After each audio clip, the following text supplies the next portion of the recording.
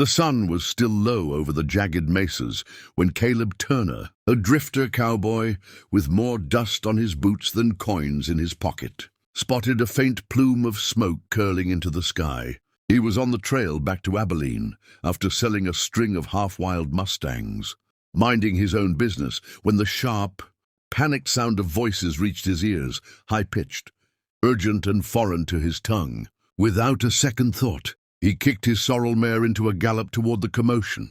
Cresting a rise, he saw them, two Apache girls, no older than 10 or 12, cornered in a dry arroyo by a pair of drunken prospectors, who had no business being anywhere near them.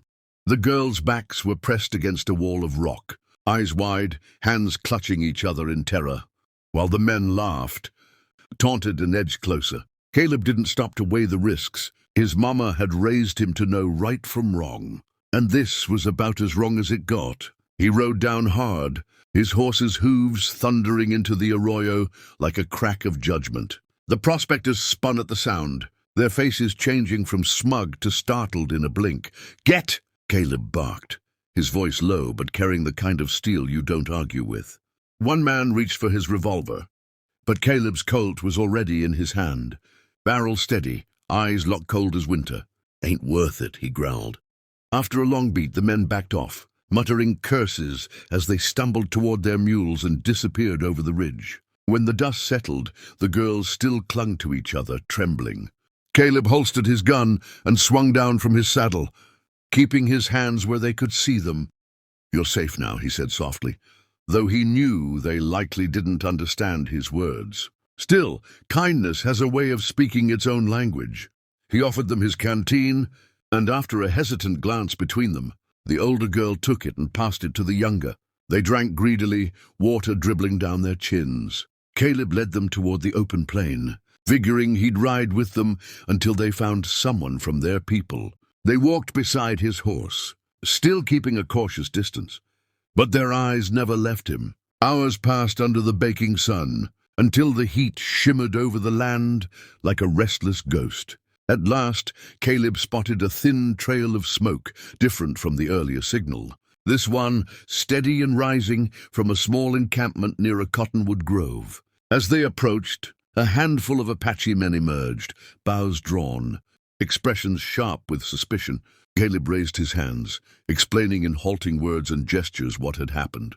The older girl spoke quickly to them in their tongue, and the tension slowly eased. One man stepped forward, nodded once at Caleb, and took the girls into his arms. They didn't look back, and Caleb didn't expect them to.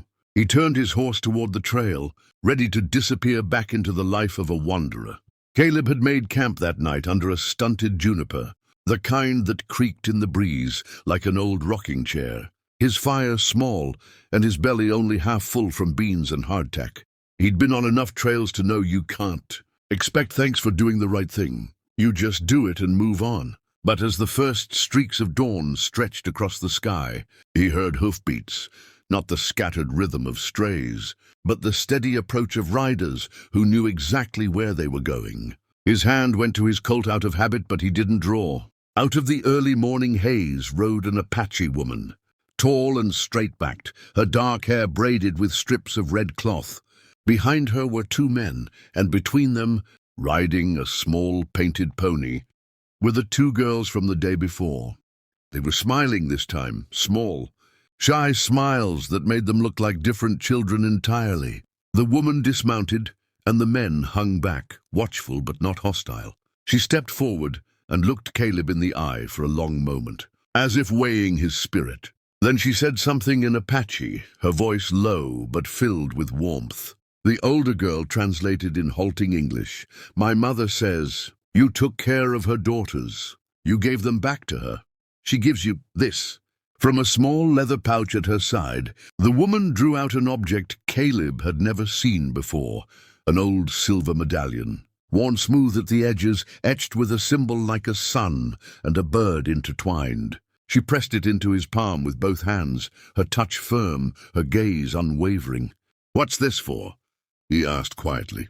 The girl listened, spoke to her mother, and then replied, "She says, this keeps a man safe. Only given to one who has saved the blood of her blood." Caleb stared at it, unsure what to say. A trinket, maybe, but it carried a weight beyond silver. He nodded, tucking it into his shirt pocket, feeling oddly humbled. They didn't linger, Apaches rarely did, but before the woman mounted up, she placed her hand briefly over his heart. No words, just a gesture that said more than language could. Caleb watched them ride away, the girls waving once over their shoulders, sunlight catching the medallion's edges in his pocket. He didn't know if the thing had any power, but later that summer, when a flash flood came roaring through a canyon and swept away half his herd, he climbed out alive with only a few scratches. His shirt pockets soaked, but the medallion's still there, glinting like a promise. Whether it was luck, magic, or just the kind of protection you earn when you choose to stand for what's right, Caleb never took it off after that. Years later, old and grey on a porch somewhere far from that dry arroyo, he'd tell the story to anyone who'd listen, and he always ended it the same way. Sometimes the reward ain't gold or land, it's knowing you left the world a little kinder than you found it. If you believe in that kind of thing, stick around and keep the stories alive.